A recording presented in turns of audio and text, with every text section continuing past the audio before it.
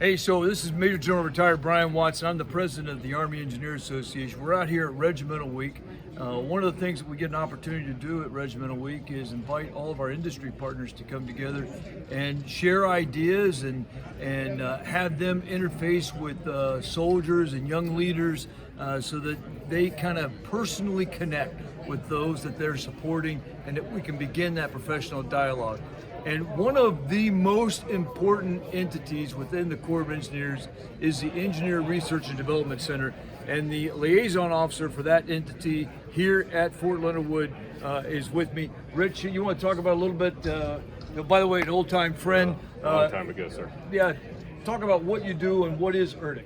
So one of the things, what we do here, in this interaction here, not just at Engineer Week, but every day that we do for the Corps and for the regiment, is to provide research and development all the way from basic research all the way to early prototypes.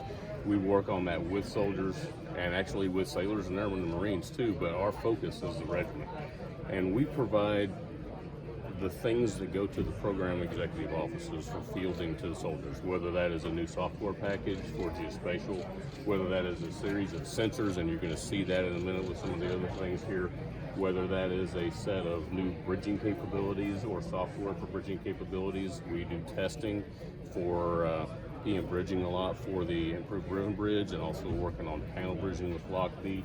And as we walk down, as these interviews continue on, you'll see the USACE Reachback Operations Center. We actually operate that for the Corps out of the Vicksburg office down in Vicksburg, Mississippi.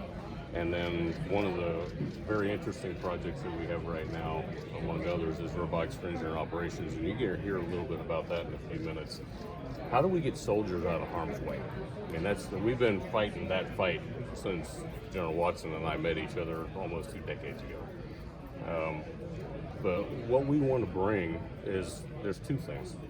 Just the daily interaction, one of the day's interaction we're going to have right now, is introduce these junior leaders in the regiment to some of the things that we do, for things they can, in a pinch, which has been going on for 15, 20 years on a regular basis, pick up the phone if they're in theater or in CONUS and go, hey, USACE Reachback Center, I have an engineering problem, I need your help. And that triggers a huge request for information, which we pride ourselves in getting the best engineering answer back to that person that needs it, whether it's Colonel so-and-so in Iraq or Staff Sergeant Smith at Fort Leonard Wood, Missouri, on the things they need to be able to conduct their mission as successfully in theater or in CONUS.